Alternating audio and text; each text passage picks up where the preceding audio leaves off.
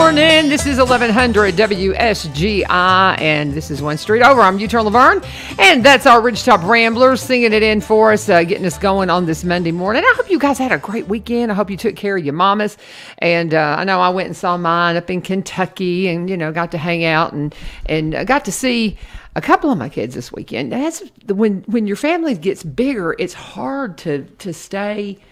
It's hard to get everybody together for the different things, and Everybody's spread out nowadays. Yeah, I know. Bill Jones is my guest in here. How are you doing, sir? Good morning to you. Doing great every day. Well, very good. So we got a new camera. I've got you're all. Well, I see that. We're getting you need fancy to send it in towards here. You instead of me. No. I'm just playing with you. I'm just showing you. But we've got John Rose comes in via phone on the second Monday of the month. Sometimes he needs an hour. Sometimes he does not. This week he told me he did not need the full hour, and I thought, let me give Bill a call and see what he's got going on. So always got something. Yeah. Well, and I put a question to you because this is something, with what's going on with SpaceX and the things that are happening with us going back into space.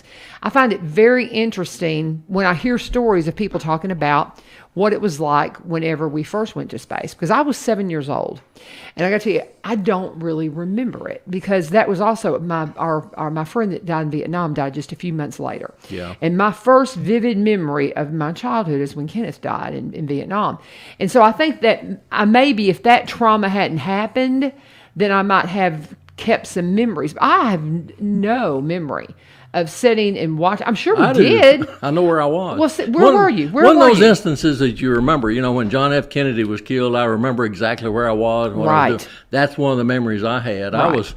I was in the Air Force at a weather station somewhere, and I don't remember where. Maybe it's South Carolina. And we had a little bitty black and white TV, one of those little ones, that weighed about 500 pounds and was about that big. Right. With a little screen, and we were watching it. All of us in the weather station didn't have anything to do that day, and we were watching that happen. I believe it was in July of '69. So, I think it was. Oh, the space launch, because you mentioned Kennedy, and then where were you when Kennedy died then?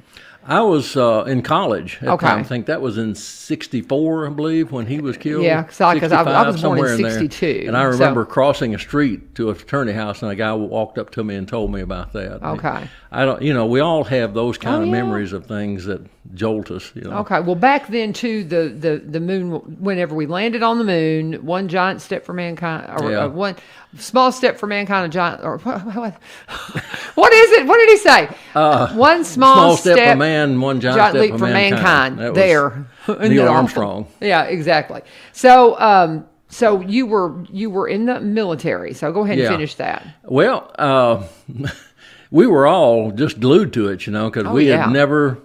Yeah, there's a lot to add up coming up to that, because I grew up right in the middle of the stuff, which is, I think, really neat to be able to grow up.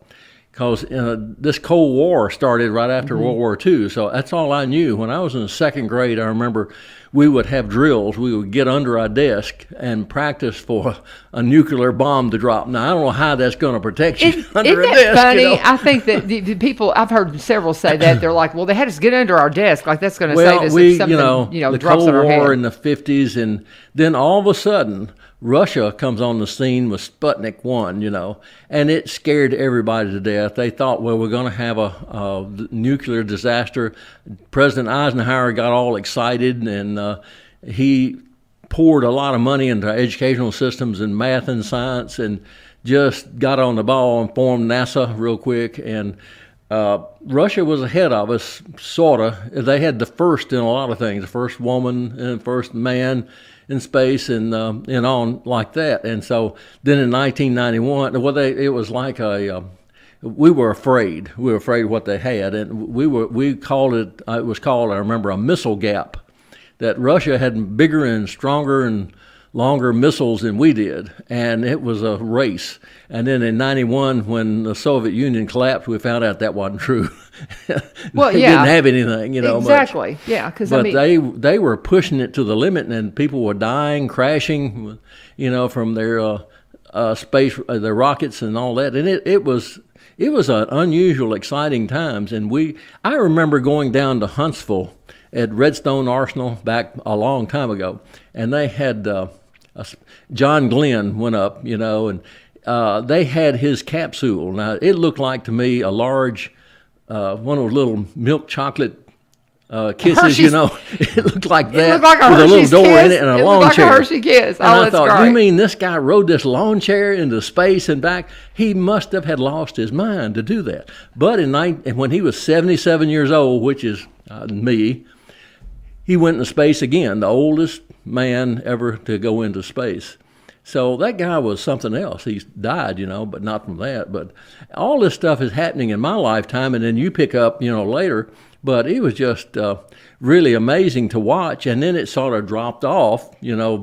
Things just got so expensive, I think. And then here comes along Elon Musk, and he's blowing the doors off, and it's just an amazing time to live in. It's just unbelievable. And it wasn't that long ago. Airplanes came along, 1904 or something like, just wasn't that long ago. So it's just, to me, when I went in the Air Force, I wanted to be a fighter pilot in Vietnam. That's what I wanted to do. And so I was really into all this stuff, and the space and the rockets and airplanes. And then they wouldn't let me do that, and they put me in weather instead. And tried to make me a navigator. I wanted to be a navigator then. I couldn't read maps. I didn't know if I was upside down and which way, so I got into weather. But anyway, I always and I learned to fly in the Air Force. But just, always fascinated with space and wing flight and all that stuff. It's just something, We're just living in times like no one's ever seen before, and no telling what's going to bring in the next 50 years.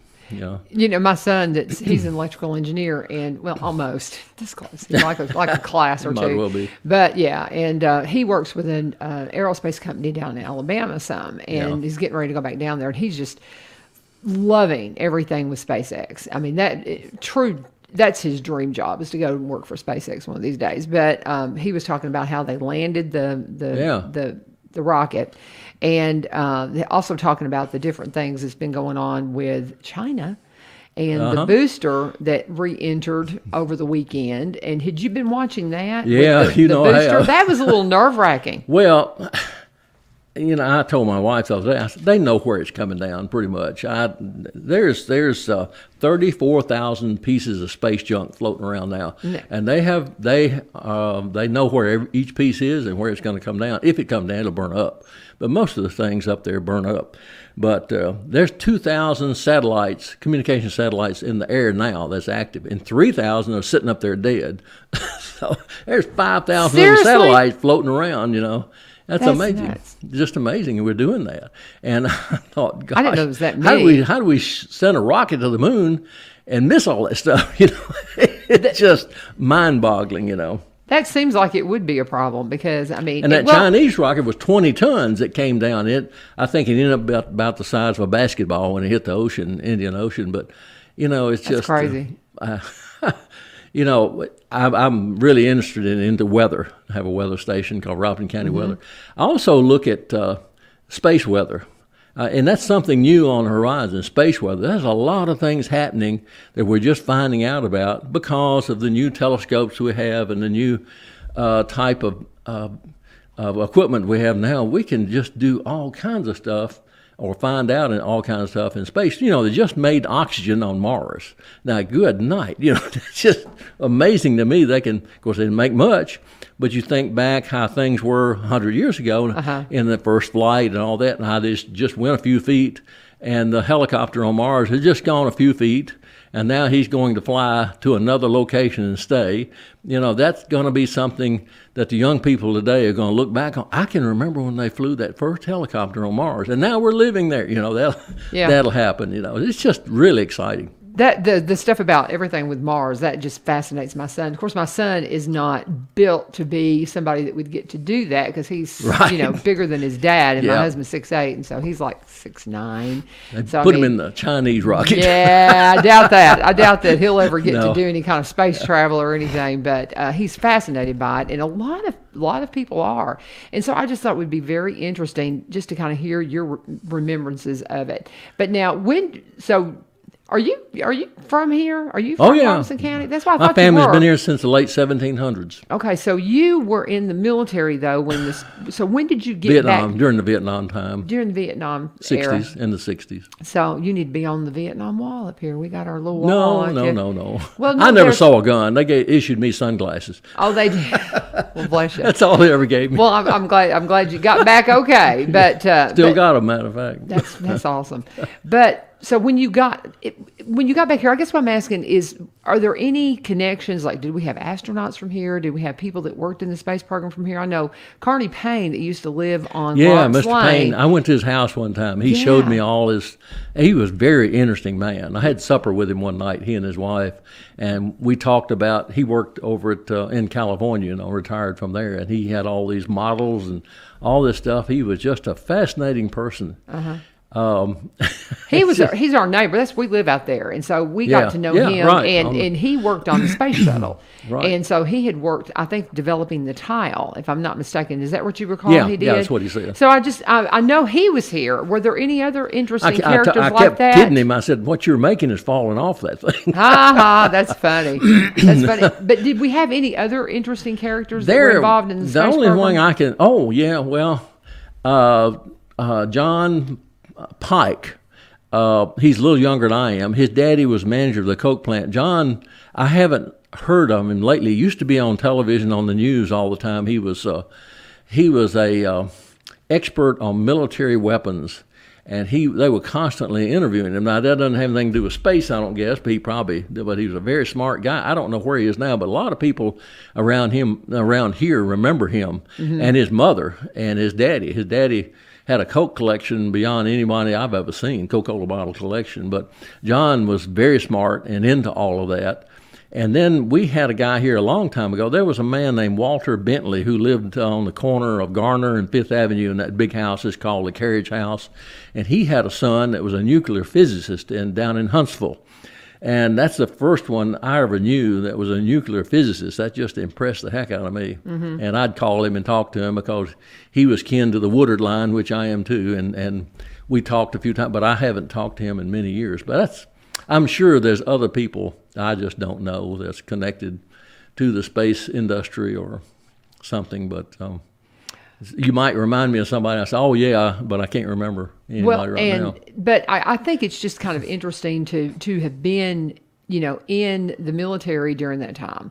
And I mean, did y'all think that the space program would continue? Did you expect it to take the pause, or what were you thinking when it first expect happened? Did you think we'd be we're on the moon? We'll go to Mars next.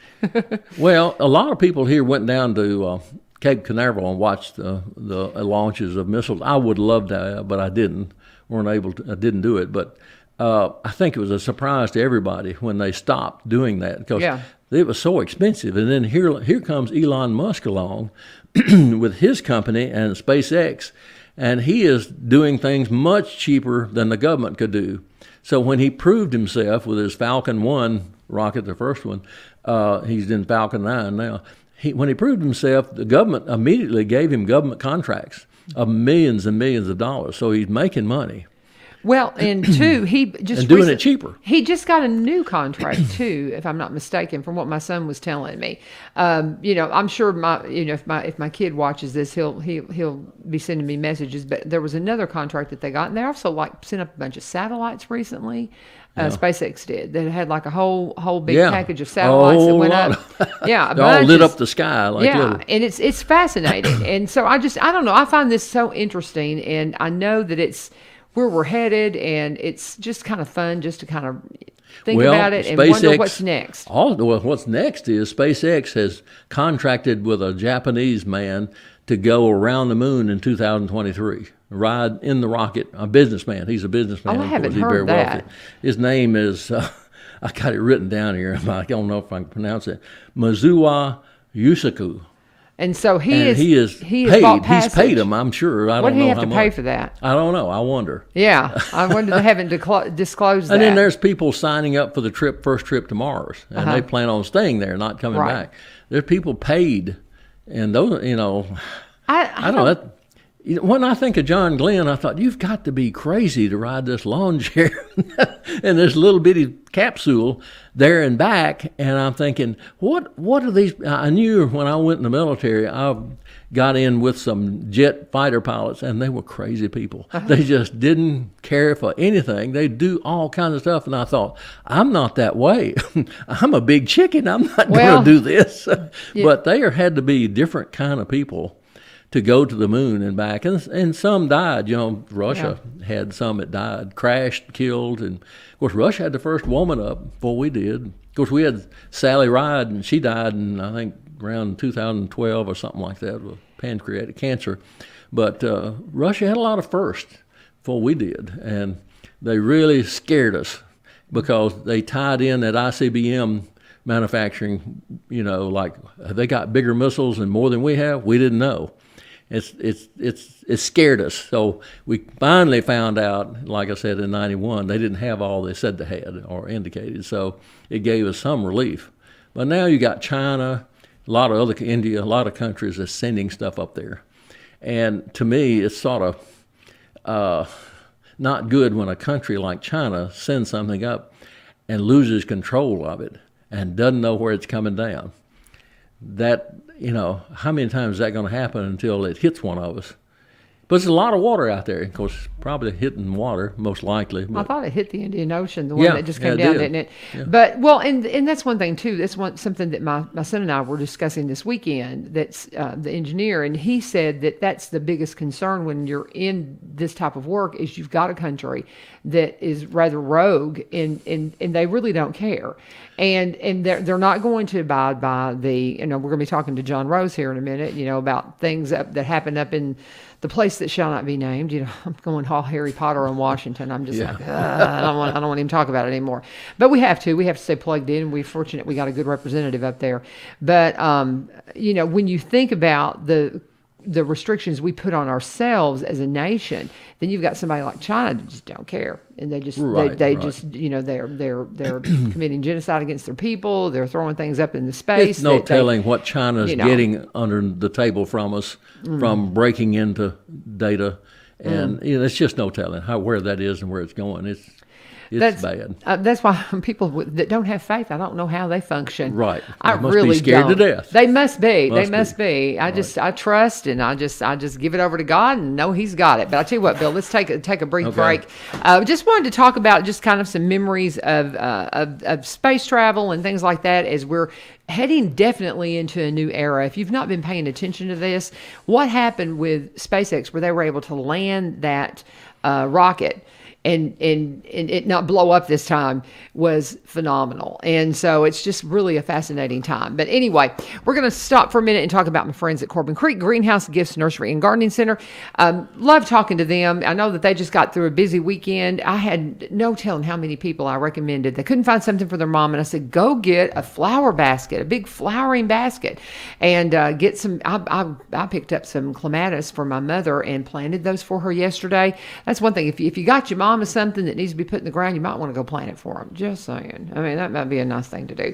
But as you get ready to see how your garden's growing, I've seen people planting their gardens in the last couple of weeks, and they just are beautiful. It's the time of the year to get that garden turned and get the plants in the ground. You can get your tomatoes out there. I don't think there's any chance of us getting a frost now. I think we're past that point. But stranger things can happen. But you just got to be ready to cover if it gets a little cold. Get those gardens planted and get ready to see what kind of, bountiful harvest you can get with all this rain. I know we need it to back off a little bit for the farmers because they need to get their crops in the ground. But if you want to go by and talk to them at Corbin Creek Greenhouse about everything that they have for the beautiful things you want in your yard or hanging on your porch or the things for your garden or the CBD that I am so fond of that I've been using well over a year now, and it is a game changer for me. It's helped me tremendously with my arthritis. It may really be something that will help you as well. You can go by and see them Monday through Saturday, 9 to 5. Sunday, they're open from 1 to 5. You can call them at 615-384-3185. Located at 4920 Highway 161. And they are part of the Farmers Market, which is open and ready to go and ready to serve you. If you want to go to the Farmers Market, you can check it out and you'll find them there as well. That is, again, Corbin Creek Greenhouse, Gifts, Nursery, and Gardening Store. Be sure and tell them that U-Turn sent you. Okay, Bill, where else do you want to go? Anything else you want to talk about this morning? If you're somebody like me likes to look at old movies. If you look back in the 50s, you'll see a lot of movies about the end of time, destruction, nuclear wars. Right. I remember I saw one that just really convinced me that we were going to die.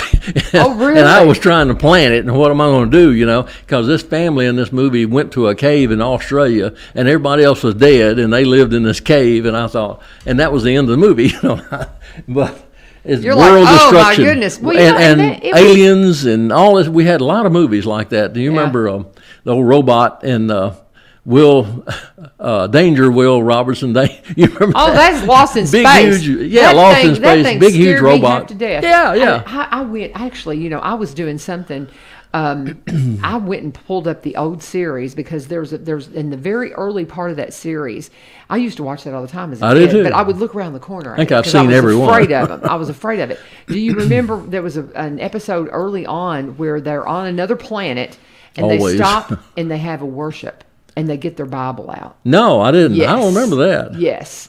And I just thought it just shows how far we've gone. Right. How it's... Wouldn't do that today. No. No. But, I mean, that was something that here on Lost in Space, they were stopping to have worship time. And that blows my mind how really perverted we have gotten when it comes to the things that we're doing in society now, and how we've just so many have just completely turned away from God. But even in Lost in Space, and I've bought the episode because I've used it as an example for things when I've spoke at times.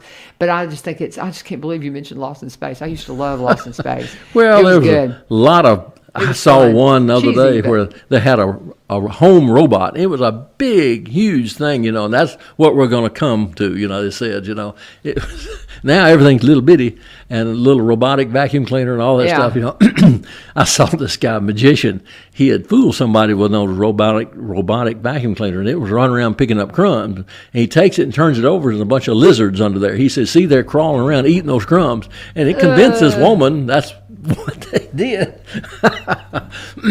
But I remember going to the movies on Saturday uptown at the Capitol Theater, and they always had newsreels back then.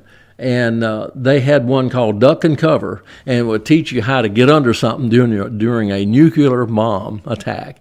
And of course, they had us all scared to death, like they do today. We didn't know if it's going to happen tomorrow or not. We're going to be destroyed. Well, and two, you think about how did you guys feel during the Cuban Missile Crisis? Same way, you're scared to death. You didn't know. You hear all this stuff in the news. Of course, the news today forms us. I hate to say that, and that's why I cut the news off. My wife turns on national news, I go in another room. I don't want to hear it. It will warp your mind and get you all worried and concerned, and you're not worth a nickel when you're all torn up and worried about things. And it has always been that way. We just have a lot of more news thrown at us today than we used to. But I remember at the movies and the newspapers, and early television, all that, we were just bombarded that the Russians are out to get us, and we're in this Cold War. Cold War started right after World War II because the Russians and us were trying to divide up. The Russians want to make these countries communist countries over in Europe. They conquered. And so we had a Cold War going on, and then developed into the missile thing, Sputniks. And I remember there were T-shirts with Sputnik on it, and they had Sputnik 1, 2, and 3. Sputnik 2, I remember, carried a dog up, and he lived. Yeah. Somebody carried a monkey, I think we did one time. But Sputnik 3 carried up 3,000 pounds, and most of that were batteries, big, huge batteries to make it run. Yeah. Things have changed so much. It's fascinating. It is. It really is. I mean, if set and I know you write a lot. And have you ever written you need to write your memoirs because you have a lot of experiences and you need to just tell, just the earliest memories and things like that. I don't care about doing anything about me. I don't but do that. But for just, for people who know you. Do you have kids? Yeah. So I mean, your kids might want that, to have your memories and things like that. I told my son, I said, look at I've got 7 file cabinets over here full of stuff. Look at all this. He said, Dad, when you die, it's going to the junk. No.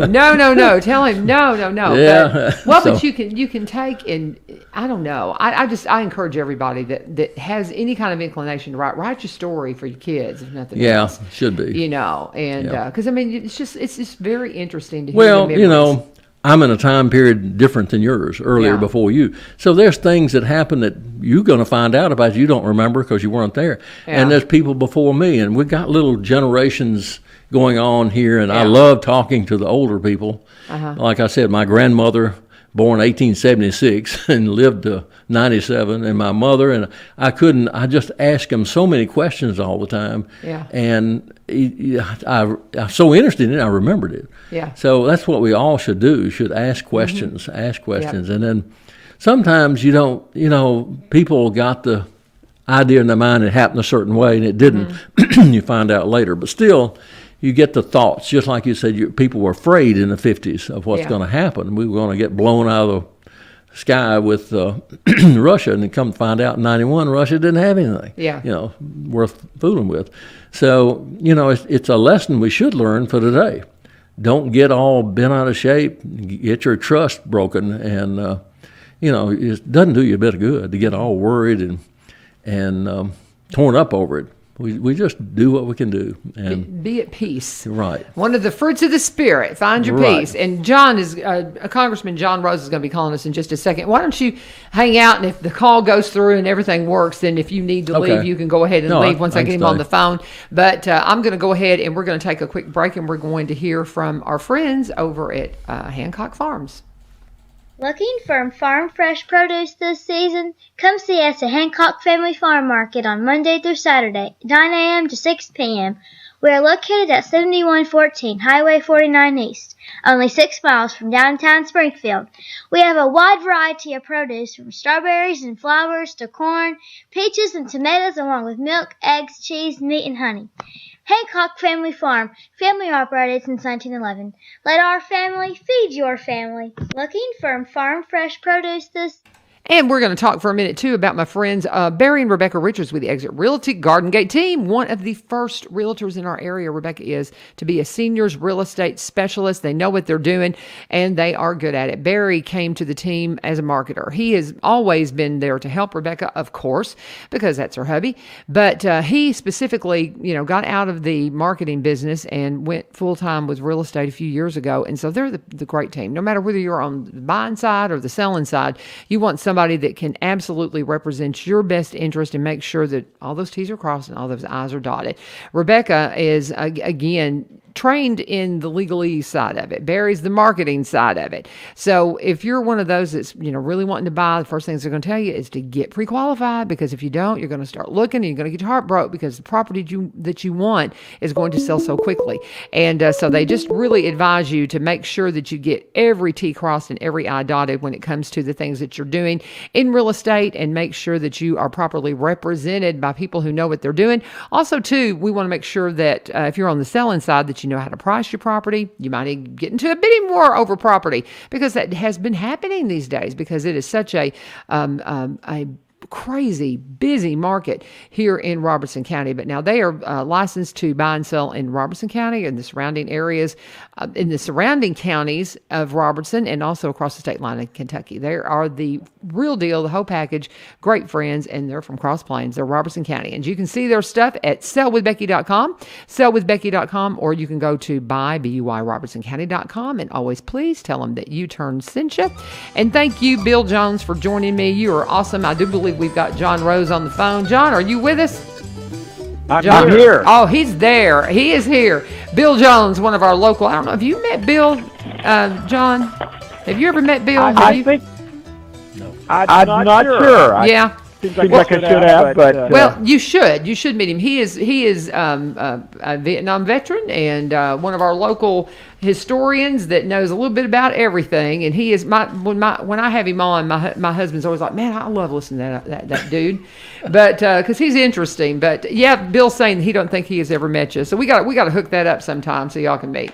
So, but thank you, Bill, again for joining us, and we're going to continue on with the Congressman. And we were talking about what's happened with SpaceX. And how that they were able to land a rocket and what that means for our space travel and things like that. So that's kind of what we were talking about this morning. So that's fascinating. Do you hear much about what's happening with NASA and SpaceX and stuff like that? Do y'all talk much about that up in Washington? We occasionally do. I really haven't heard an update since President Biden has taken office, but the previous NASA administrator briefed Congress on a regular basis about the progress that we're making toward, getting back into space on American-made rockets, and also ultimately the plan to go back to the moon and then on to Mars. The so-called Orion project. Right. My son, that's an engineer, that is highly fascinated by all that stuff. But that's not what we brought you on to talk about today. We do appreciate you taking time out of your busy day to come on and just kind of update us on things happening up in Washington. And so, where do you want to start, sir? I mean, I know you've sent me several topics, talking about the first 100 days and how exciting that is. But I mean, where do you want to start? I mean, what's most on your mind today that you want people here in Robertson County to know? Well, I might pick up by talking here. I guess 2-3 weeks ago, we did a telephone town hall with residents, voters, constituents all across the 6th district, and it's always very informative and eye-opening to get to talk with voters, and in that format in particular, it gives us a chance to hear a broad range of views and ideas across the district. And so I talked with them about many of the issues, Laverne, that we've talked before about on this show and on this channel, and but the thing that I guess I would just stress is in talking with them while we were doing that telephone town hall, hundreds, a few thousand of our fellow 6th district citizens that were on the call, and the number one issue by far, we did sort of a snap poll of what is important to them, and the number one issue that they wanted me to be focused on is election integrity. Oh yeah, and I found that interesting. Of course, it reaffirms what I hear when I'm visiting, one-on-one with people as I travel around the district, and so I just would say that people are still very excited, very concerned about that issue, and I want to assure everyone that that I understand that, and I'm continuing to pursue where I see opportunities, the chance to do that. Now, of course, as we've talked about before, right now the Democrats control the House, which means they control the agenda in the House. As many of the listeners will know from our prior conversations and from watching the news, the House passed on a partisan basis H.R. 1, which would federalize the elections and bring many of the dysfunctional election procedures that you've seen put in place in other states, places that were a problem during the last presidential election, would bring those to Tennessee. So it takes us decidedly in the wrong direction. And hopefully the Senate will not pass that. Obviously, the president would sign it if the Senate were to pass it.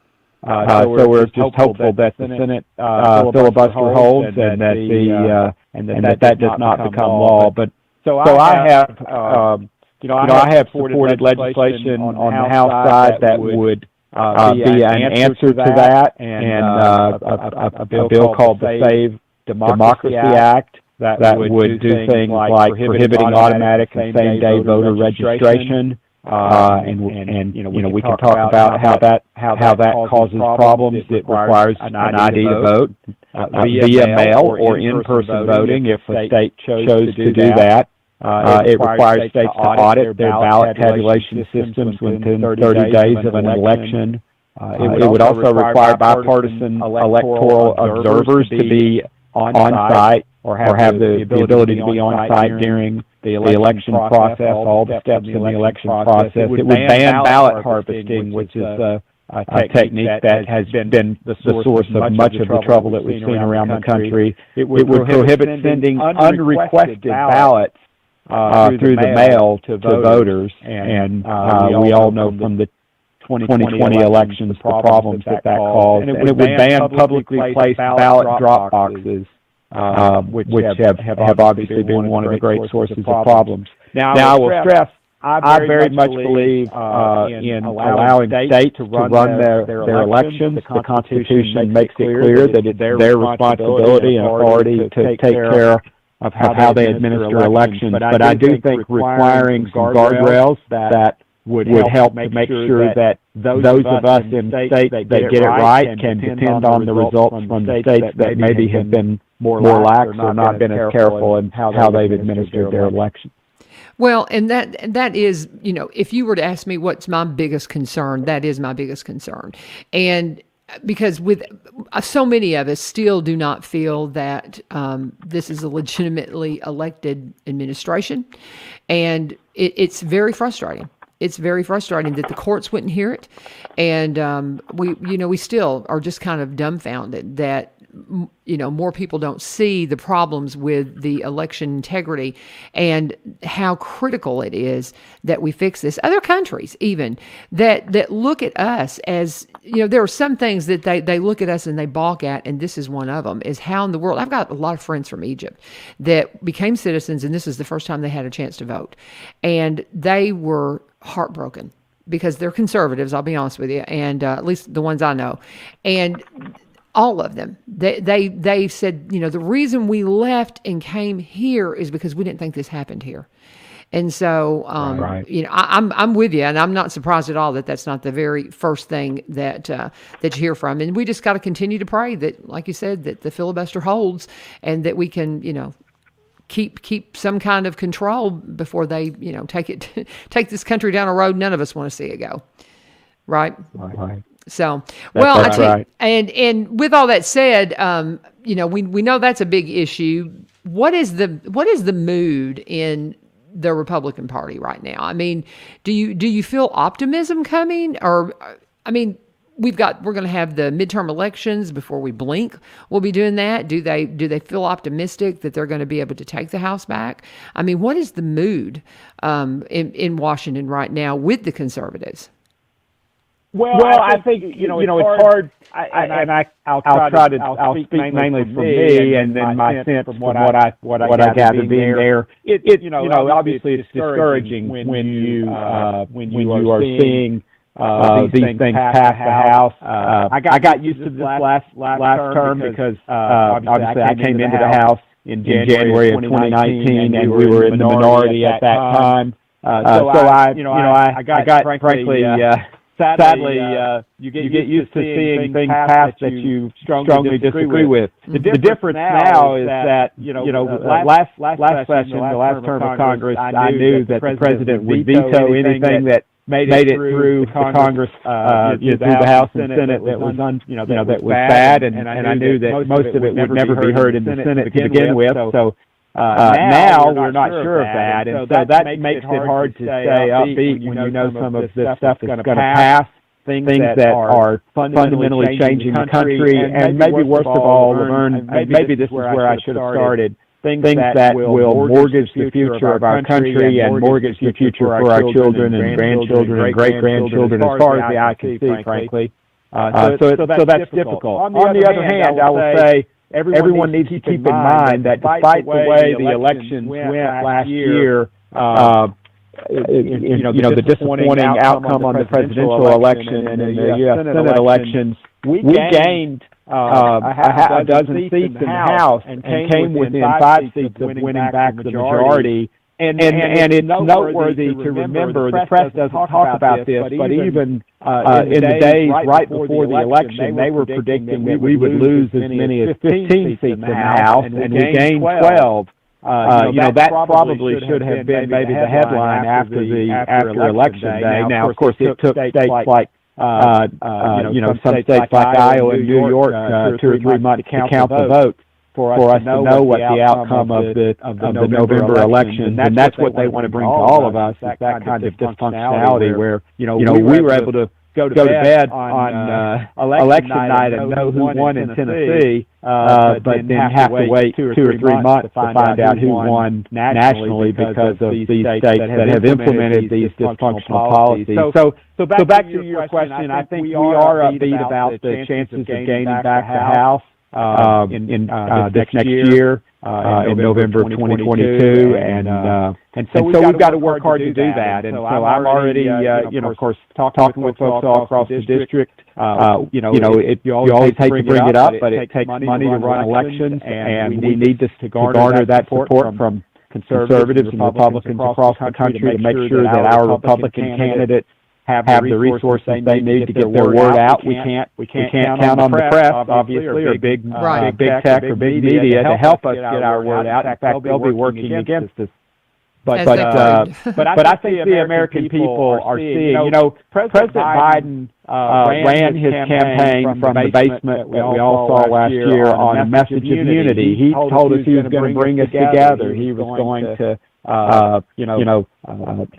govern from the middle, that he was a moderate, that we shouldn't be fearful. We now have 100 days of evidence, and probably the most stark way to illustrate the way that he is actually governing is to use the words of Alexandria Ocasio-Cortez, who said that she, who had said she's literally stunned and pleasantly surprised at how progressive President Biden has been, and so she's far to his left, one of the most progressive members of Congress, and one of the most liberal members of Congress, and she is, she's surprised that he is this progressive, and I think the rest of us knew this was likely what we were going to get, and in fact it is. And so 100 days, and the president has proposed, in some cases passed, $6 trillion. Or has passed in part $6 trillion of new spending. This is over and above what the federal government normally spends, which of course is more than what we take in. And so on top of that, this president has proposed $6 trillion in government spending. So it could not be clearer that he wants to change this country. He wants to change, or he wants to kill the American work ethic. And as anybody who employs, who's looking for employees knows how difficult right now it is to find employees. And we just saw the data on Friday. There are 7.5 million open positions, open jobs in this country, and yet we saw just a little over 200,000 jobs filled, net jobs filled in the month of April. And unemployment actually went up. And anyone who's trying to buy anything right now, build a house, buy appliances, knows that there are shortages of all of these things, of key products and commodities, and there are millions, literally millions of open jobs in this country, and yet our unemployment rate is going up, and it's going up because the government is paying people not to work, which is just breathtaking when this country owes $30 trillion, and the president's proposing essentially to borrow another $6 trillion to pay for his progressive liberal agenda. Mm. Well, and it's where they borrow it from. It's what blows my mind, and it's just it's breathtaking. It is so upside down. It does not make sense. None of us can run our households this way, and it's quite. It's like Bill and I were talking before you came on, how we've had to just basically turn the news off because as I've mentioned to you before, it's not my responsibility right now because I can't affect it or change it, but it's yours. God bless you, and we pray for you. Just know that. Just know, and we appreciate what you're doing. Let's pause for just a second, John. I need to go ahead and talk about one of our sponsors, Reiselman Buick GMC. I talked with Todd Reiselman last week because I was specifically asking him about what's going on with you've got the chips out there that there's chips missing, that they can't get them in cars, and you hear these stories of all these cars sitting that can't be finished because there's one electronic piece that's missing. And Todd said that because of that, what the trend has happened, he says that the cars are still being made, but what they're doing is they're concentrating specifically on the cars that people are buying, and that's trucks and SUVs and sports utilities, and that's exactly what they carry at GMC and Buick. They don't carry sedans anymore because people aren't really buying sedans, but the ones that people want, that's what they're building. He said, now, the trend has been and will be for a while. He said, get ready for this to be the way it goes for a while. People are coming in and they're ordering what they want, so when it gets here, it's theirs. He says, when that truck pulls in, those cars coming off the truck, a lot of them are sold. He had, I think it was 3 different Yukons that he had designed and built and ordered. They sold before they ever hit the lot. That's what the trend is with new cars right now, because there is a shortage of new cars, but there's still plenty of them that you can go and talk to them about at Reiselman Buick GMC. They've got great selections for you, and they've also always got great pre-owned selection. I'm a pre-owned girl. I like the bells and whistles, and when I get it pre-owned, it works in my budget better, like this one, the 2020 GMC Sierra 2500 HD Denali, only 22,000 miles on this vehicle, and it's loaded up. Got the rear view camera, got navigation, one owner, clean Carfax on it, and it's a diesel. It's definitely, that's probably something specific. That's probably the exact truck one of you are looking for. But anyway, it's a 2020 GMC Sierra 2500 HD Denali, just 22,000 miles on it. Again, it's a diesel, and it is loaded up, and it's waiting for you at Reiselman Buick GMC, along with all kinds of other great certified pre-owned vehicles that they have. They've got, again, low-mile vehicles, like I just mentioned, that a lot of the times that they come in low-mile, so they've got some factory warranty left on them, but they've got leasing and financing options available. So however you want to buy, they can help you out, and you can even start the application process online at ReiselmanBuickGMC.com. You can take a look at some of the inventory there and go by and see them. Talk to the great sales staff. They're open Monday through Friday, 8 a.m. until 7:30 p.m. Saturday, they're open from 8 a.m. until 6 p.m. You know where they're at. They're at 2516 Memorial Boulevard. Service department's open. They have open hours every single day that they're open, and you can go by and see this full service dealership, Reiselman Buick GMC, one of the largest GMC Buick inventories in Tennessee. Please always tell them that U-Turn sent you. All right, John, it's all you now. The rest of the show's yours. I've got all my ads in, so where do you want to go now, sir? What do you want to talk about now, do you think? And I was having a little trouble hearing you there, U-Turn, but so we have seen these proposals that we were just talking about from the Biden administration. First, another COVID relief package that passed, weeks ago now, that was supposedly about COVID relief, but in reality, only a small percentage of it was about COVID relief, mostly about fulfilling radical, progressive, liberal wish list items for the Democrats. And then the president came back and a few weeks ago, on top of that, proposed a bill, and I start to chuckle as I think about it, because he cast it as an infrastructure bill. I refuse to even call it that, because $2.3 trillion price tag. Less than 6% of that amount is for roads and bridges.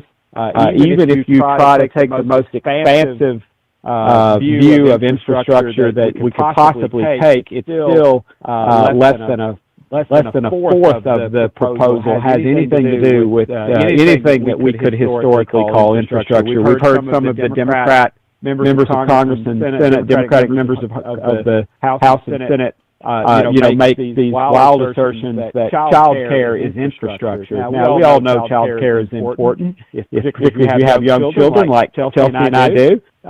Figuring that out sometimes can be difficult, but that's not infrastructure. Right. And so when you mangle the language that way and use one issue to try to falsely advance another, obviously that just has a corrosive effect on our country and on our politics and on the degree to which we can trust folks. And of course, again, President Biden has shown that he's not interested in negotiating with Republicans on these issues and on trying, and so there's a broad interest that has been. President Trump wanted to deal with infrastructure, and the Democrats refused to ever even negotiate with him about infrastructure. So that's something we just have to keep in mind. And then now, just this past week, in the President's address to Congress, he proposed yet another multi-trillion-dollar proposal that that is just one more step in the direction of creating socialism in our country. And so I think we've got to be vigilant, and I again would just stress to everyone that they, and I hear what you're saying, and I know a lot of people feel like they can't really have an impact right now, but I do believe that you need to stay informed and you need to be vigilant. And because some of these policies that are being pressed forward at the national level find a way of seeping into our local, into our local situations and local government and into our businesses. I just would ask everyone to be vigilant. So, some of the policies that the Biden administration is advancing, some of the ideas that they are supporting, things like critical race theory and the 1619 project, which we see making its way into the curriculum for our school students. We've all got to be listening, and we've got to push back when we see these things. And frankly, even the spreading of the protests from last summer that have continued, interestingly, around the country. Thankfully, not so much here in our state, but around the country, we've seen those continue, even in spite of the fact that President Biden, in many cases, is embracing these radical proposals like defunding the police. But we've got to take pride in our country, and so I just encourage people to do that. And so I'm always heartened. I got to visit one of our local schools here in the district last week and go to their morning assembly and lead the Pledge of Allegiance. And I said to the assembled children, students, and the teachers that, we ought to all proudly stand and pledge allegiance to our flag as a symbol of how great our country is. And how our country allows us all to search for ways to make our country better. And we're open to that. Most of the rest of the world, they don't live in places where you can advocate to make change and positive change. Our country, we know, is not perfect, but we're working toward becoming better all the time. And so we live in the greatest country in the history of the world. And so I would just challenge folks that this is not the time to sit down. This is the time to stand up and proudly advocate for what has made this country the greatest country in the history of the world, and has brought us the best standard of living of any people in the history of this world. And we need to fight for that. We need to protect it. The Founding Fathers said the price of liberty is eternal vigilance. And so I just call on everyone to keep those things in mind and keep working hard to protect the values that we cherish so much here in this country. With that, I think that a lot of us we're focusing more on our local. And we are, since we don't feel that we can really do anything nationally, we're focusing on the local. And part of that, too, is, really examining our spiritual lives. And I had several people ask me about the National Day of Prayer, that whether or not there had been any kind of a service in Washington. And I didn't know. I had some people say they looked for it and didn't find it. Was there a service in Washington for the National Day of Prayer? I am not sure about that. I was not in Washington. We've been on a district work week this past week, and so actually the past 2 weeks. And so I haven't been in Washington, and I saw the news reports about the president's statement. I was not aware of there being a program, but there may well have been. Obviously, I think everyone saw that his statement about prayer they did not find a way to mention God in that, and I think that's very telling about where this president is and where the people around him are, and I haven't heard them even try to walk that back and explain it, but frankly, I think that probably says everything, and I think you're right to stress our our faith in God at this time and our belief in God. God has blessed this country, and we do not want to turn away from God as a country. And so we all, that starts at home. That starts with each one of us and our personal relationship with our Lord and Savior. And so we need to remember those things. And I think, there could be no better time to see a great revival swell up in the country and spread across the country. And So we have a lot of, I guess we make the mistake a lot of times to looking through our leaders, and I'm not saying this to try to shirk my responsibilities, but, we start with the person in the mirror and making them a better person, and if we all did that, probably our bigger problems would take care of themselves if we start taking care of each of our own lives and walking in the way that the Lord would have us to walk. Absolutely. Well said. Well said. And we've got just a couple of minutes here. Is anything that you want to, we never seem to get to everything because, I mean, it's one of those things that unfortunately, because of you've got, you can't get a lot done right now because of the situation where, of course, we don't want them to get a lot done. We don't want the other side to get things done. So you kind of see things in Washington as a rather stalemate, and we want that. So there's just not, there doesn't seem to be a whole lot that we can do about it right now. So, I mean, but just like you said, stay vigilant. But is there any parting thoughts that you have for us just as we kind of take a breath and trudge on? I'll mention just briefly the border crisis, which continues unabated, and I want to mention it just because I think some people had questioned the propriety or the logic of the prior president's proposal to build a border wall. I think we see stark illustration that the policies that the Trump administration had put in place were working. Like so many of the things that we've seen happening over the last several weeks, if President Biden would just do nothing, I think we would be in a better place. He is touting the success of the COVID vaccine, but of course we know that the COVID vaccine and the program and plan to develop it was put in place by the Trump administration, Operation Warp Speed that we've heard so much about. We also know that remember that the goal of getting as many Americans vaccinated as we're seeing achieved now, these were the plans of the Trump administration. We'll all recall that even people like Dr. Fauci were scoffing at the president's assertion that we would get this many people vaccinated this quickly. Just a few months ago, they were scoffing at those ideas, and now President Biden is trying to take credit for that. And I think we just have to call foul on that.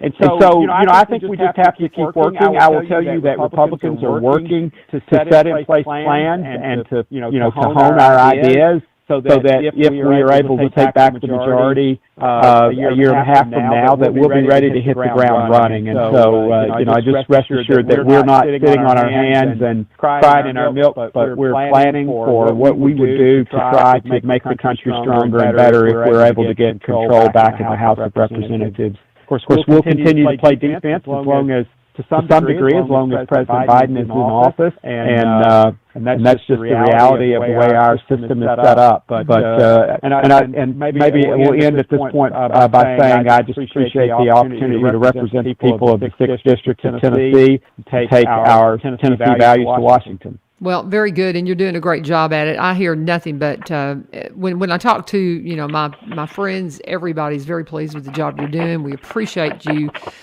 holding the line and just helping keep things under control up there. And we do pray for you, brother. Absolutely. Thank you. I need those prayers, and I appreciate them greatly. Well, you got it, sir. And we'll look forward to talking to you next month. And anytime there's something that you want to talk about, just let me know, and we'll get you on. I appreciate you so much, my friend. God bless you. Thank you, Utern. Thanks for the opportunity to be on this morning, and thank you to the station for letting me have this time on 1100 WSGI. Thank you. Well done. Well done. Thank you, sir. And Congressman John Rose has been our guest here on 1100 WSGI. We're going to let him go, and I'm going to go now. And I'm going to remind you, though, that we have the TFA meeting is tonight. It's tonight up at the American Legion right in Greenbrier. You can't miss it if you're driving up Highway 41. If you're heading in towards Nashville, it's there on the right. And you've got Danny and Kevin coming from the museum tonight to bring in some antique weapons to look at. And that's going to be it's going to be a really cool night. But that's the TFA tonight. Starts at 6 p.m. and they're going to have a potluck at the American Legion. So, bring something good and to share with everybody, and come out and join them at the TFA meeting tonight. That's it for me. This is, again, 1100 WSGI. Dr. Chris Causey will be with us tomorrow. Hope you have a wonderful day. God bless.